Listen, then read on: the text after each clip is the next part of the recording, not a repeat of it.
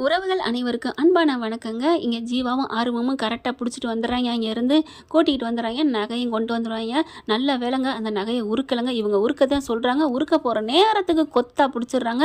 அள்ளிக்கிட்டு வந்துடுறாங்க. வந்ததுக்கப்புறம் சும்மா லெஃப்ட் ரைட்டு வாங்குறாங்க. யார் சொல்கிறா இப்படி செஞ்ச, யார் சொல்லி இப்படி செஞ்ச அப்படின்னுட்டு ஆறுமுகம் பார்த்தா பிடிச்சி வெளிர் வாங்குறாரு. ஜீவாவும் அதே மாதிரி, நம்ம சிவாவும் அதே மாதிரி அடிக்கிறாங்க. இங்கே பார்த்தா டக்குன்னு எசக்கி காட்டி கொடுத்துறாத அப்படிங்கிறாங்க. நகை என்னடா உருக்காமல் கொண்டாந்துட்டோம், ஐயோ அப்படின்னு சொல்லிட்டு இங்கே மகாவுக்கு செம்ம காண்டாகுது. சரி விடு விடு என்ன பண்ணுறது அப்படின்னு சொல்லிட்டு இருக்கையில் இங்கே என்ன பண்ணுறாங்க, சஞ்சய் வந்து யாரை கூப்பிட்றாங்கன்னு வெளில போயிடறாங்க இல்லையா, வச்சு செஞ்சுக்கிட்டு இருக்காங்க. அதில் ஒரு போலீஸம்மா, நல்ல போலீஸம்மா இருக்குது. அது என்ன பண்ணுது, ஜீவா கால் பண்ணுது, எடுத்துகிட்டு பேசுகிறாங்க. இந்த மாதிரி சிந்துவை போட்டு அடிச்சுக்கிட்டு இருக்காங்க. பாவங்க.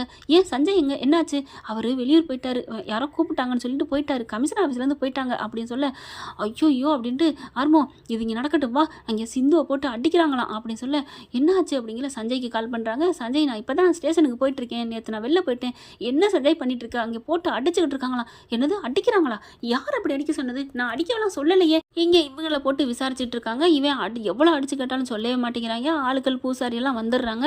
இங்கே ஆறுமுகம் இங்கே என்ன பண்ணுறாரு, நீ இங்கே இரு அப்படின்னு சிவா ஆறுமுகத்தை உட்கார வச்சுட்டு பறந்து அடிச்சுட்டு அலறி அடிச்சுட்டு ஓடுறாருங்க ஸ்டேஷனுக்கு. அங்கே சஞ்சயும் போக சிவாவும் போக கரெக்டாக இருக்குது. பார்த்தா சிந்து அப்படின்னு கூப்பிட்றாங்க. கதவை திறந்துட்டு போனால் அப்படியே கூணி போய் கிடக்குங்க. அப்படி ஒரு இது பார்க்குறாங்க. சொன்ன பொய்க்கு இதெல்லாம் தண்டனை போதுமா பத்தாதா என்னன்னு தெரியல, பாவமாக தான் இருக்குது பார்க்கல. நீங்கள் என்னென்னு கமெண்ட்ஸில் சொல்லுங்க ஃப்ரெண்ட்ஸ், உங்களோட கருத்துக்கள் என்னன்னு. இப்போ சிந்து எந்திரிக்குது.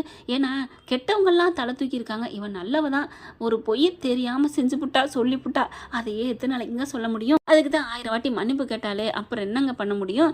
இப்போ என்ன பண்ணுது, சிந்து அப்படியே பார்த்தா அப்படி துவண்டு போய் கிடக்குங்க. கீரைத்தண்டு பதங்கின மாதிரி அப்படியே தூக்கிக்கிறாரு தோள்பட்டையில். என்ன செஞ்சு உங்களை நம்பி தானே விட்டேன் அப்படிங்கல. ஐயோ நீங்கள் என்ன சிவா என்னை நம்பலையா, நான் வெளில போயிட்டேன், யார் இவங்களை அடித்தது அப்படிங்கல. அங்கே என்ன பண்ணுறாங்க, இல்லை இவகிட்ட எப்படியாவது உண்மையை வாங்கன்னு சொல்லிட்டு போனீங்கல்ல, அதனால தான் நாங்கள் கைவரிசையை காமிச்சோம். என்ன சார் நீங்கள் எப்போவுமே இப்படி தானே பண்ணுவீங்க, நாங்கள் தானே அதே மாதிரி தானே செய்வோம், அதே ட்ரீட்மெண்ட் தான் இன்றைக்கும் பண்ணோம், ஐயோ நான் உங்ககிட்ட இப்போ சொல்லிட்டு போனேனா அப்படின்னு கத்துறாங்க. சஞ்சய் வந்துட்டு சார் தெரியாமல் பண்ணிட்டோம் சார் அப்படிங்கிறாங்க. தெரியாமையா பண்ண, காந்தி நோட்டுக்காக பண்ணடி அப்படின்னு தான் தோணுது. இங்கே என்ன பண்ணுறாங்க, அதெல்லாம் ஆளை பிடிச்சாச்சு அப்படின்னு சொல்கிறாங்க. கேஸை நாங்கள் வாபஸ் வாங்குறோன்னு சொல்லிட்டு சிந்துவையும் கூட்டிகிட்டு அங்கே அதே இடத்துக்கு போகிறாங்க. சஞ்சய் வந்துடுறாரு. போலீஸை பார்த்தோன்னே அள்ளு விடுது அந்த நகை திருடினவனுக்கு, நகையை உருக்குனவனுக்கு. ஆனால் உருக்கலை, அவனை பார்த்து எல்லாம் மிரட்டிகிட்டு இருக்காங்க. ஆனால் சொல்லவே மாட்டேங்கிறான். இங்கே என்ன பண்ணுறாங்க, வீடெல்லாம் குப்பையாக கிடக்குன்னு இந்த அம்மா கூட்டுற அம்மா என்ன பண்ணுது, கூட்டிக்கிட்டே இருக்குது, தள்ளிக்கங்க அப்படின்ட்டு. ஏய் அப்புறமா கூட்டலாம் போடி, போய் ரூம்களை கூட்டு தள்ளு போ அப்படின்னு சொல்லி விரட்டி விடுறாங்க. சரின்னு சொல்லிட்டு இந்த அம்மா ஒவ்வொரு ரூமாக கூட்டிகிட்டு இருக்கா. கடைசியாக மகா ரூம்குள்ள போய் கூட்டுதுங்க. அங்கேயும் ஒன்றும் இல்லைங்க, எசைக்கு ரூம் போய் கூட்டுதுங்க. கூட்டிக்கிட்டு இருந்தால் கரெக்டாக பார்த்தீங்கன்னா அந்த கட்டிலுக்கு அந்த தலகாணிக்கு அந்த மெத்தைக்கு அடியில் கொஞ்சோண்டு தொங்கிக்கிட்டு இருக்கு. நல்லா கூட்டிக்கிட்டு இருக்கையில பார்த்தா என்னது தொங்குதுன்னு பார்த்தா ஒரு ஆரங்க. ஆரத்தை பார்த்தோன்னா தூக்கி வாரி போடுது. அப்படியே எடுத்துகிட்டு அம்மா ஐயா அப்படின்னு அதை எடுத்துகிட்டு ஓடி வருது. என்ன அப்படிங்கல, இதோ ஐயா விட்டு மெத்தையில் தொங்கிக்கிட்டு இருந்துச்சு, இதை பாருங்க அப்படின்னோன்னா அன்னபூர்ணி வாங்கி பார்க்குது. என்னது இது, நான் செஞ்சது அம்மனுக்காக செஞ்ச நகை, அதை எப்படி அங்கே மெத்தைக்கு போச்சு அப்படின்னு சொல்ல, அப்படியே மகா பார்க்குது எசக்கி. அட பாவி, எல்லா நகையும் அங்கே கொடுக்காம ஒன்று மட்டும் ஏன்டா ஆட்டையை போட்டியாடா, அக்கா மன்னிச்சிருக்கா, உனக்கே தெரியாமல் ஒரு நகையை ஆட்டையை போட்டேங்க்கா, இதுதாங்க கூட்டுக்கலான்னு இருந்தால் ஒன்றா நம்பணும், இவன் மட்டும் ஆட்டையை போட பார்த்தேன், இப்போ மாட்டிக்கிட்டானா. இப்போ என்ன பண்ணுறாங்க, அக்கா எனக்கு எப்படி வச்சுன்னு தெரியாதுக்கா, இதை சிந்து தான் வச்சிருப்பா அப்படின்னு சொல்ல, என்னடா வச்சிருப்பா அப்படின்னு பலான்னு ஒரு அன்னபூர்ணி கொடுக்குது எசக்கிக்கு. மறுமைன்னு கூட பார்க்கலங்க. அக்கா அக்கா என்னக்கா நான் எதுவும் பண்ணலை, மகா இருந்துட்டு இனி மாட்டிட்டேன் தப்ப முடியாது, இவன் உருக்கிறவனே சொன்னாலும் சொல்லிடுவேன் அப்படிங்கிறக்காண்டி, அட பாவி பாவி படுபாவி, உன்னை அக்கா எப்படி நம்புச்சு அப்படின்னு அப்படியே வச்சு சாத்துதுங்க. அக்கா விடுக்கா எனக்கு வலிக்குதுக்கா, நீயே அடிக்கலாமாக்கா, நானே அடிக்கலாமாண்ணா, அப்புறம் என்னடா பண்ணுறது அப்படின்னு சொல்லி அடிச்சுக்கிட்டே போகுதுங்க. அதுக்கப்புறம் நிறுத்துங்க நாடகம்லாம் வேணாம் நம்பிட்டோம் அப்படின்னு பைரவி சொல்ல, ஏய் என்னடி என் தம்பியாக இருந்தாலும் தப்பு தான், நான் அடிச்சு தான் தீருவேன், நடிக்காதீங்க, உங்களுக்கு இதில் தொடர்பு இருக்குது பங்கு இருக்குன்னு நான் நிரூபிப்பேன். ஏய் என்ன என்னன்னா அடங்குங்க, கண்டிப்பாக உங்களுக்கும் கம்பி என்ற நாள் வரும் அப்படின்னு சொல்லிட்டு அதுக்கப்புறம் எசைக்கு தான் உன்ட்ட வந்து கொடுத்தானா அப்படின்னு கேட்க, வேறு வழியே இல்லை, ஆமான்னு ஒத்துக்கிறாங்க. ஏன்டா அப்படி பண்ணுன்னு அந்த ஆளையும் போட்டு அடிக்க, ஏங்க நான் என்னங்க பண்ணுவேன், அவர் 1 லட்ச ரூபா காசை கொடுத்து பண்ண சொன்னார், பண்ணேன் அவ்வளோதான் அப்படிங்கிறாங்க. எசைக்கியை பிடிச்சி கிழிச்சு கட்டுறாங்க. ஏன்டா படுபாவி பாவி அப்படின்னு சொல்லிட்டு அவங்க பொண்ணு வருது, அப்படியே என்ன அடிக்குது, நீலாம் ஒரு மனுஷனா அப்படின்னு சொல்லிட்டு உன்னை நான் எவ்வளோ நம்பினேன் அப்படிங்கிறாங்க. அவங்க தான் ஜாடையில் தானே சொல்லுவாங்க. ஊருக்காரவங்களாம், என்னம்மா அன்னபூர்ணியம்மா உங்கள் தம்பியை எப்படி பண்ணியிருக்கான் எனக்கு தெரியாதுங்க, இவன் இப்படி பண்ணுவேன்னு நினைக்கலங்க அப்படிங்கிறாங்க. அப்படிங்கிறாங்க. ஏமாக்கா உன் தம்பி ஏன் இப்படி பண்ணா? நான் புள்ள மாதிரி தான் நான் வளர்த்தேன். அக்கா என்னை மன்னிச்சிருக்கா. நான் என்னக்கா பண்ணுவேன்? அதானக்கா அவனை அடிச்சிட்டேன் அப்படிங்கிறாங்க. அடிச்சா என் பேர் போச்சு, என் மரியாதை போச்சு, எவ்வளோ பெரிய இதாக இருந்தேன். ஐயோ இப்படி ஃப்ராடு போய் பேசினவங்க எனக்கு வாழ்க்கையில் வேணவே வேணாம், என் புள்ள வாழ்க்கைக்கு வேணாம் அப்படின்னு சொல்லிட்டு சஞ்சயை பார்க்குறாங்க. இவனை கைது பண்ணி கூப்பிட்டு போங்க அப்படிங்கிறாங்களா. ஓகே மேடம் அப்படின்னு சொல்லிட்டு கைது பண்ணுறாங்க. அப்புறம் இவன்கிட்ட ஒரு கையெழுத்து வாங்குங்க அப்படிங்கிறாங்க. ஒரு பேப்பர் எடுத்துகிட்டு ஆரம்பிக்கும் அப்படிங்கிறாங்களா. போய் பேப்பர் எடுத்துகிட்டு வராங்க. 2-3 கையெழுத்து வாங்குறாங்க. எதுக்குக்கா மகா கேட்குது. எதுக்குன்னா அதெல்லாம் உன்ட்ட சொல்லணும் அவசியம் இல்லை அப்படின்னு சொல்லி கையெழுத்து போடுறா அப்படிங்கிற போட்டுறாங்க. என்ன பார்க்குற? நான் யாருக்கும் பயப்படணும் அவசியம் இல்லை, நீ ஏன் கையெழுத்து போட்டேங்கிறத நான் சொல்கிறேன் அப்படின்ட்டு உனக்கும் என் மகளுக்கும் இனிமேல் கல்யாண பந்தம் முறிஞ்சிச்சு. அக்கா இவன் ஏதோ சின்ன தப்பு பண்ணா அதுக்காண்டி கல்யாண வாழ்க்கையை முறிஞ்சு போச்சுன்னு சொல்லலாமாக்கா? எப்படிக்கா அப்படி சொல்ல போச்சு அப்படின்னு சொல்ல ஓங்கி பலான்னு மகா கொண்டு கொடுக்குறாங்க. என்னக்கா? ஆமாம், தப்பு பண்ணுறவன் மட்டும் தப்பு இல்லை, அவங்களுக்கு துணை போகிறவனும் தப்பாளி தான் பொய்யாளி தான், அவங்களும் தண்டனை வாங்கி தான் ஆகணும் அப்படின்னு. அம்மா அன்னபூர்ணி அம்மா அனல் பறக்குறியே அப்படின்னு தாங்க தோணுது. நீதிமான் பரம்பரையாக இருக்கும் போல இருக்குங்க அன்னபூர்ணி. அப்படியே உறைஞ்சு போய் நிற்கிது மகா. ஆமாம், அப்புறம் உன் தம்பி பண்ணது என்ன சின்ன தப்பா? எவ்வளோ பெரிய பாதக செயல் பண்ணியிருக்கான். அவன் மேலே பழி போடணுங்கிறக்காண்டி சிந்து மேலே பழியை போட்டு என் நகையை எடுத்துக்கொண்டு உருக்க சொல்லி போலி நகையை போட்டு எனக்கு எப்படி அசிங்கப்பட்டு நான் நின்னேன். இதே சிந்து இருந்தா கண்டந்தண்டமாக பண்ணியிருப்பேன்.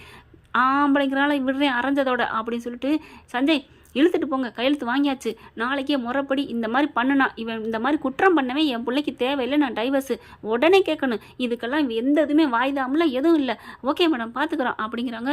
ஆறுமுகம் பார்க்குறாரு. உனக்கு இருக்குடா ஆப்பு அப்படிங்கிற மாதிரி. பைரவியும் எப்படி அப்படிங்கிற மாதிரி பார்க்க அப்படியே சிந்து அப்படின்னு அடுங்கி போயிருக்குங்க. ரொம்ப அடிபட்டு கிடக்கு. அதுக்கப்புறம் அவங்க கூட்டிகிட்டு போயிடறாங்க. காயத்திரிட்டு வருது. உனக்கு ஏதாவது அம்மா மேலே தப்பாமா கோமா தெரியுதா அப்படின்னு கேட்க, அதாவது டைவர்ஸ் வாங்கினதை பற்றி பேசுகிறாங்க. இன்னைக்கு இல்லை என்னைக்கு இல்லைம்மா, எனக்கு நீங்கள் சொல்கிறதா எனக்கு வேற வாக்கு, நீங்கள் என்ன சொன்னாலும் நான் முடிவெடுக்கிறேன், கிணத்துக்குள்ள விழுன்னு சொன்னால் நான் கண்ணை மூடிட்டு விழுவேன் அப்படிங்கிற கட்டி பிடிச்சிக்கிறாங்க.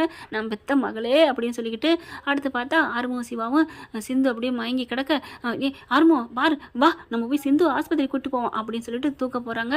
அப்படியே மகானால ஒன்றும் பண்ண முடியாது, ஏன்னா தப்பு பண்ணியிருக்குல்ல. அப்புறம் பைரவியும் சீக்கிரம் தூக்குங்க சிவா அப்படிங்கிறாங்க.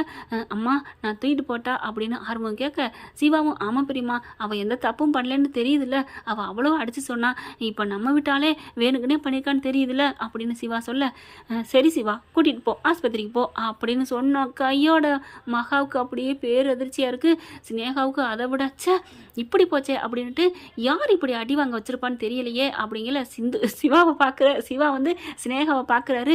எல்லாத்துக்கும் யாருன்னு எனக்கு தெரியும், அவளுக்கு இதே மாதிரி காயம் வர வைப்பேன் அப்படின்னு சொல்லிட்டு காரில் ஏறி போகிறாங்க.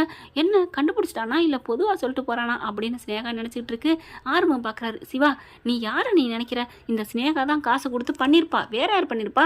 இல்லைன்னா அந்த சஞ்சயை கூட பண்ணியிருக்கலாம் அப்படின்னு சொல்ல சிவா என்ன பண்ணுறாங்க, இல்லை ஆறுமுகம் சஞ்சய் அப்படிலாம் இல்லை, இவ தான் பண்ணியிருக்கணும் அப்படிங்கிறாங்க. சரி யார் பண்ணாலும் சரி நம்ம சிந்துவை காப்பாற்றணும்னு சொல்லி ஆஸ்பத்திரியில் கொண்டு சேர்க்குறாங்க.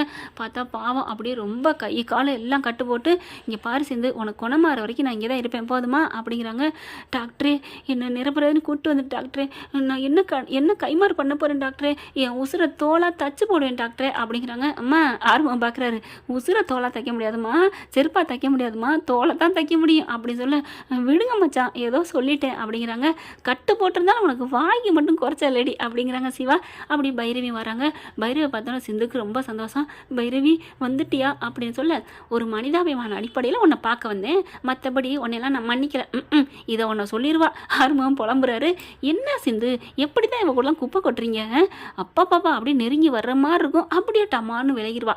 காணல் நீர்னு உன் அக்காவுக்கு உன் தங்கச்சிக்கு பேர் வச்சிருக்கலாம் அப்படின்னு சொல்ல, அப்படியா காணல் நீர் தான் வா அப்படின்னு சொல்லி காதை பிடிச்சி திரி குட்டி போகிறாங்க. என்ன இழுத்துட்டு போகிற? உன் தம்பி சிவா இருக்காரே, சிந்து மேலே ஆசை வச்சுட்டாரு, அது எனக்கு எப்போவோ தெரியும், இப்போ அவங்கள ஃப்ரீயாக விடுவோம், கொஞ்சம் நேரம் பேசட்டும் மனசார அப்படின்னு சொல்ல, அடி பாவி அவங்க மனசெல்லாம் ஃப்ரீயாக பேசணும்னு நினைக்கிறியடி, என்ன நீ நினைக்க மாட்டேங்கிறியன்னு இவர் மனசுக்குள்ள நினைக்க, அது எப்படி முடியும்? என் பேச்சை நீ அன்னைக்கு கேட்டிருந்தா நான் ஒரு வேளை கூட ஏற்றுக்கலாம். எப்படி தெரியும்? நான் மனசுக்குள்ள தானே நினச்சேன், நீ நினைக்கிறதா எனக்கு தெரியுதே.